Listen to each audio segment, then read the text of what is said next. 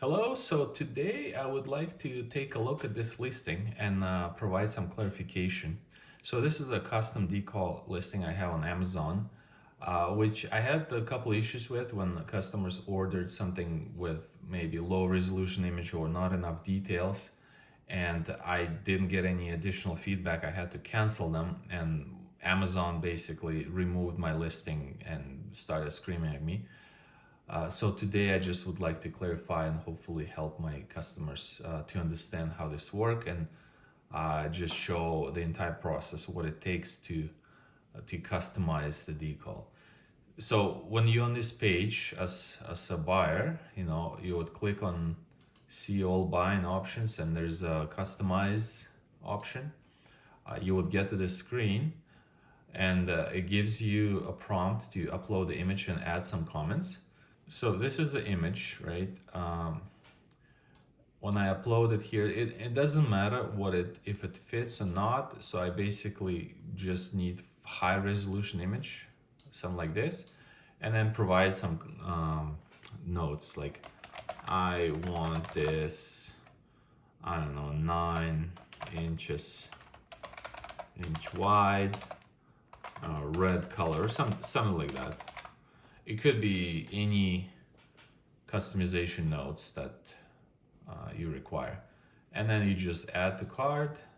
And I'm not going to buy it, like I'm not probably allowed to buy it for myself anyways, but then it's in your cart and then you check out, and when it gets on this side, I go in here. So this is my Adobe Illustrator thing, which I would use to get your image here. And the first thing I need to do is to do image trace. And that's why the high resolution is important. And sometimes I'm looking for, different ways to provide like a better results. So for example, I would go on the internet and search if it's something like a common thing, if I can maybe find it online, like this logo or a font which matches this font, and then I would just go ahead and like if I were doing like matching, I would just do like Stark Industries, something like that, right? So and then I would basically try to match this font with available fonts, or Google find something like different font that matches, because this is the best way. This is like vector image, and that's the best way to use for cutting machine. But let's say if I don't have it, then I would just simply image trace it. If I maybe try like black and white logo, so this is traced and group, so then I would remove all the extras, and that's the image. That's the vector image now. If resolution wasn't enough, or maybe image quality wasn't good, so it would have a little bit of the error, like you see like around S here. I don't really like how this looks like. Maybe it would require some manual adjustment, but it all depends. It's usually it's very minor. If image quality was good, then there's no problem. It should be good enough, because those little things, especially in the size like 10 inch, you would not even notice. So that's the step one, right? So I do create the vector image, and then it could be even like change color, for example. If I want to see it like here, I just notice I have one extra thing which I don't need. Something like what I would do, let's say if I want maybe to match this thing on other photograph, I do design sometimes. And let me just bring over some image. I don't know, let's say it goes on the car, and then paste the car. So, and I can do it to scale. Like if I know the length of this car, I would scale it, so that would be precisely the size I'm looking for. And and this is basically the process. I would just maybe align it on the car or any other surface. It could be like a door, window, anything, you know. And let's say we want to know what it would look like in scale, in this size, you know, on this color. Like if it's a red, is white looking fine, or maybe we want to try like yellow, or want to try black. So that's kind of additional thing which I would do, you know, to make sure that we get desired results. And then I would send that back to my customer, you know. They would review and say, okay, yeah, we like it. And then after that, when I have the design ready, when I have all the vector images ready, I would prep it for cutting machine, for the plotter. And this is the application I use for my plotter, which I will show in a minute. I would create the document. So I think something like this is fine. So I would just paste it here, and then it would give me size in millimeters. So if I maybe do it, I think do it, I don't know, 15 centimeters long. Yeah, and then this is what I'm gonna be cutting. So this is a cutting machine, a plotter. I'll try to use a good angle here, but this is what it looks like. And basically my next step, I would take a piece of vinyl. So this is a very small thing, so I had some leftovers. I could potentially measure it, you know, make sure that I have it's 150 millimeters, so I have plenty of space both ways. So the next step for me is to install it here, and because it could go up to what, 2-3 foot wide, you know, for like cutting big things. In this case, it's very, very small, so I'll just align it like this. I need to turn it on, and I think it's not straight enough, so I'll just make sure it's as straight as possible. There you go. And then I need to align the machine, the blade, and I can even try, like, see. So this is gonna miss, so I'll do it something like that. So this is all set up, and now on my computer I will send it over here. So let's cut it. Yes, and it starts cutting. So basically I would take my vector image, which we just created, and would translate it into the vinyl. It takes just a couple minutes, and there's certain settings which you configure when you just start cutting. You know, you need to make sure that the blade pressure is enough and not too much, because you can undercut or overcut it, and that will create certain problems. So you test it, you know, you adjust it, and then when you're comfortable, then you start cutting like larger pieces. So like you see, this took less than a minute, and then that image is over here. So you can see that it was cut. So now the next step is weeding. So before I do weeding, I see that I have quite a bit of margin, so I don't want to necessarily waste the vinyl, so you could use it for other purposes. So let's just cut it out. So this is like, it's very tiny, and that's I'm gonna show the challenge of, you know, design like this. Like if something very small, very tiny, it would be difficult to weed, and that's basically the limitation of this technology, because it needs to be in decent size and shape. So I have tools like these, you know, like this is my favorite, the angled one, because it's easy to work with, but like there's a straight one, and there's like all kinds of stuff, you know. like this guy, you know, I can pick things if it's a like little tiny thing. So there's a lot of tools, but I mostly use this guy. So I would just lift the vinyl like this, you know, on the side, and just carefully remove everything that is not required. So, and this is like, as you can see, this is very manual process, and that's why it costs like $10 in this case and not $3 or $5, because there's a lot of manual work, and there's a potential for error. You know, you could easily break this thing, you know, if maybe you can lose the leather, and then you would have to basically start over again. And then it's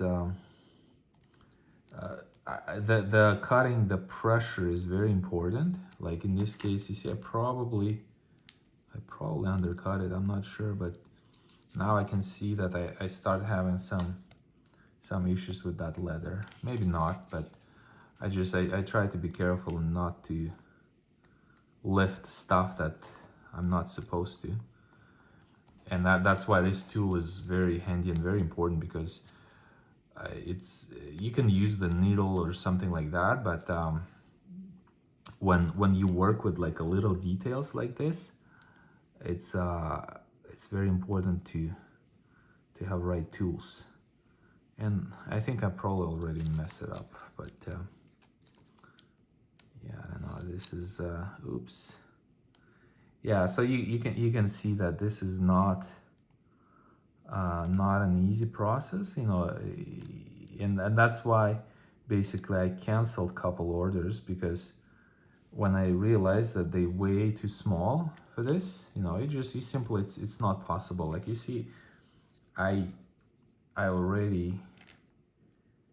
try to fix it. I'll try to kind of like recover from this, but it could be just a wasted effort, right? So, and this is, I think it's good that I have this challenge, because I will demonstrate if you use something yourself, you know, at least you can you will know how to kind of go about it. So okay, I'm almost there.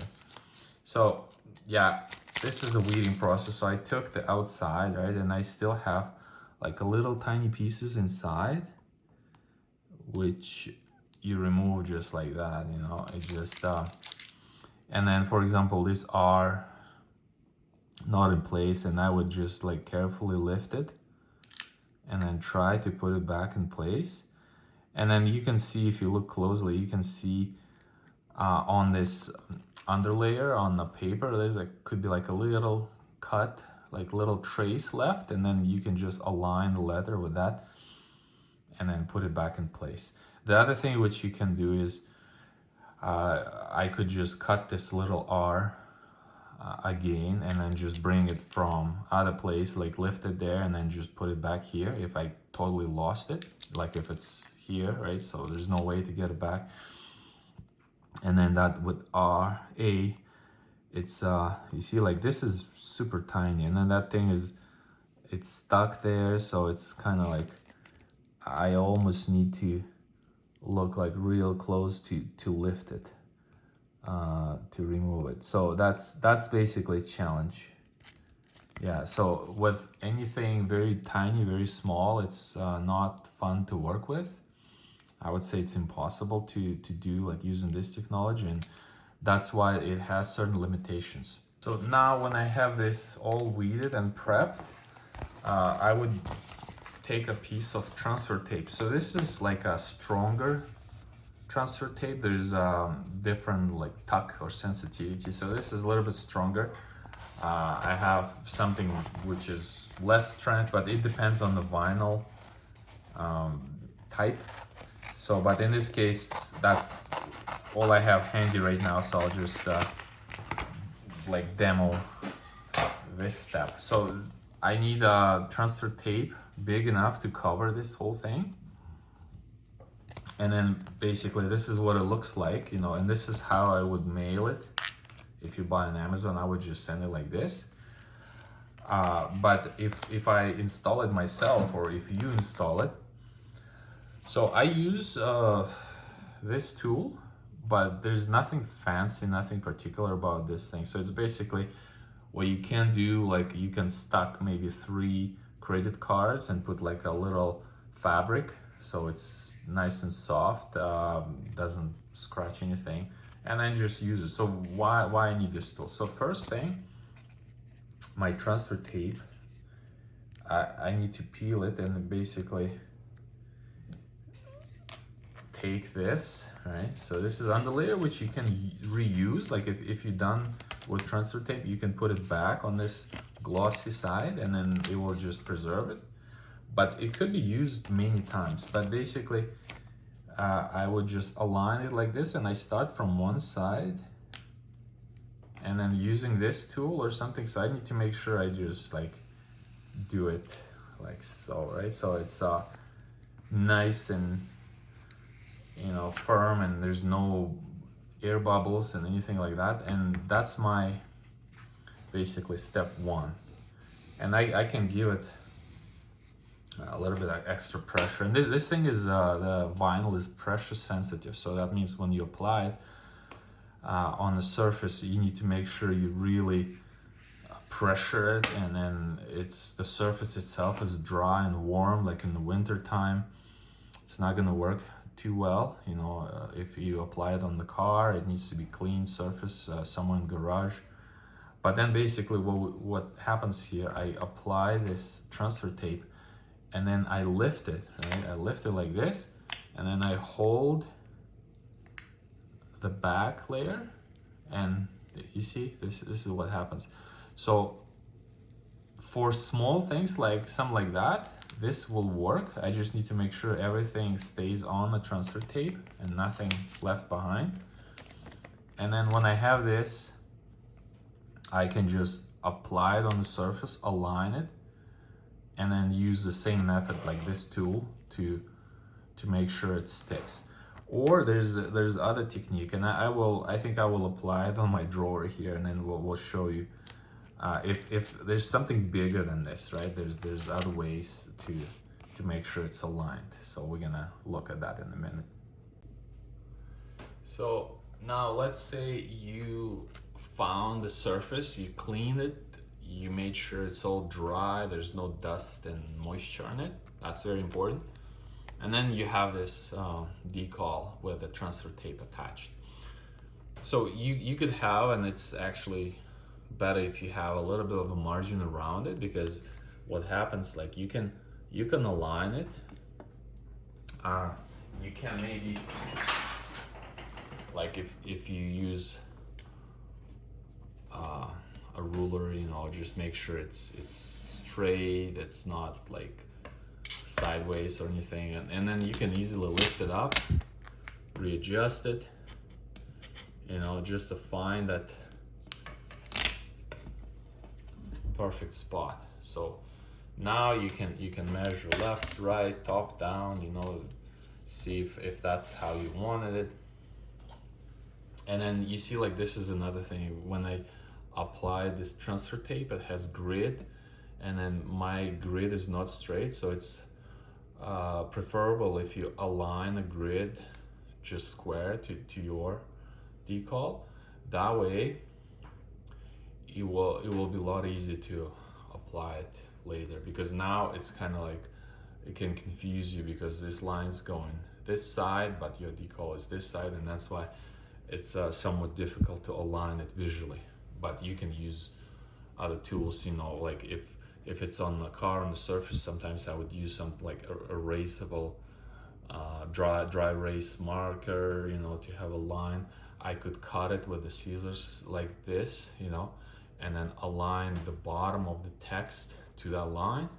There's a lot of different methods, but for the sake of this, I want to show like the process of applying. So when let's say I'm happy with this position, you know, and let's say if it's maybe something bigger or something which you're not comfortable just to lift and apply, because you can miss it and then it's very difficult to fix after that. So, and this method allows you to to do it like in 2-stage. So if let's say if I lift this half, right, and then I just remove, maybe a little bit more. So I would just remove this backing, and then this side stays in place. I think I had something here. Yeah, this, but that will be easily removed after. But let's say I want to do it like that, right? So, and I need to make sure I really apply a lot of pressure here. So that way, these letters, they will stay in place and not gonna fall off. And then I would just lift this side, remove remaining piece of paper, and then just apply it this way, right? Like this. Okay. And then when it's all done, I just lift the transfer tape. So the trick here is the strength of this transfer tape is strong enough to lift it from the backing, but the actual vinyl is stronger than the transfer tape. So when you lift this, the letters which you just applied, they will stay. Like I said before, this is my backing from the transfer tape. So this transfer tape, it could be reused many times, like 10-20 times, until it starts ripping off or doesn't hold anymore. And then if I just carefully put it back here, so next time I can use it again.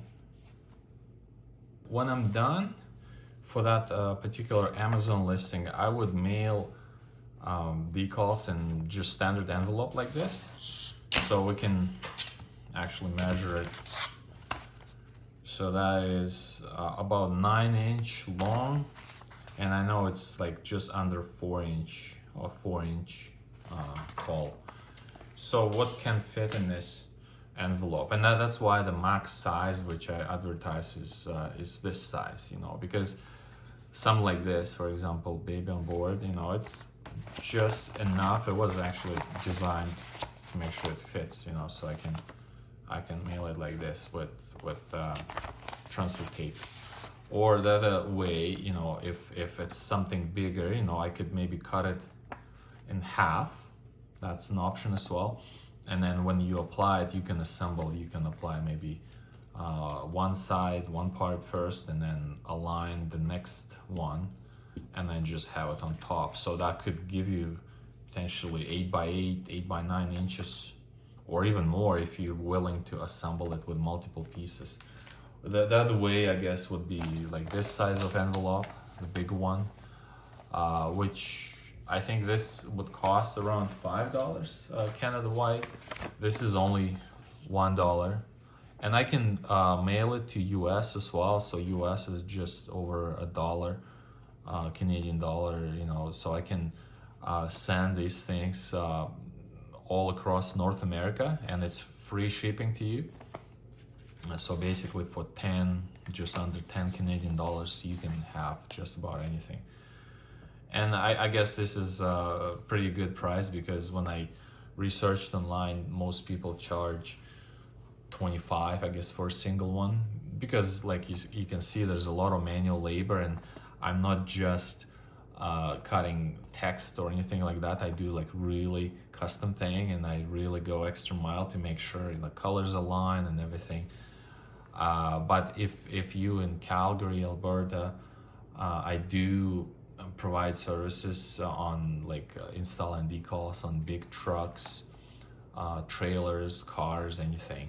But I don't have my shop, so I don't have any overhead expenses really, and this is just a part-time thing. So this would mean that all the savings I translate to my customers, meaning I provide a really good prices. And if I compare my pricing to some professional agencies in town, that would be like 3 times, 5 times. It's a really big difference. So if you're interested, if you want to save money, so you can reach out to me, find me on Facebook, or send me email, and we'll make it happen.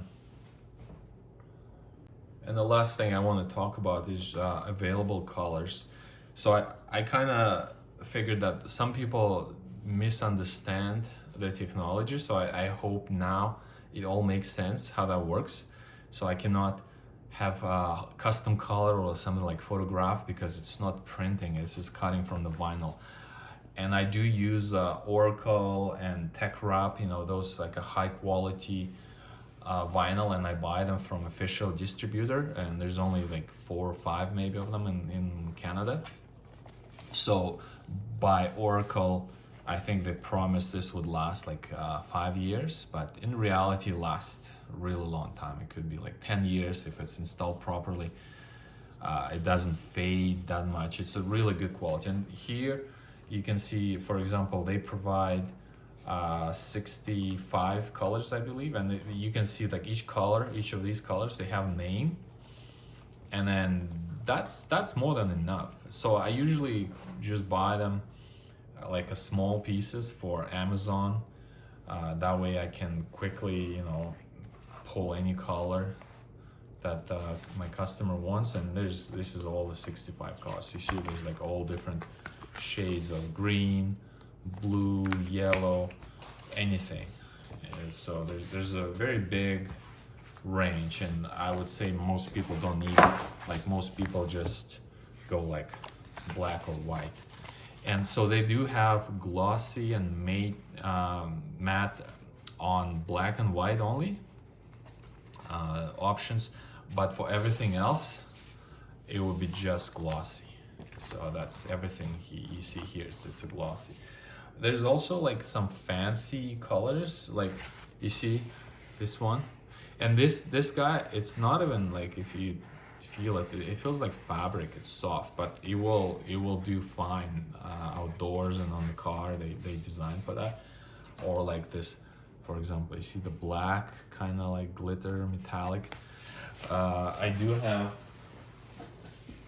just like started creating collection, and you can see that there's like all kinds of fancy colors. Like there's a hologram, there's metallic, there's a lot of choices, and this is how it would look like on black.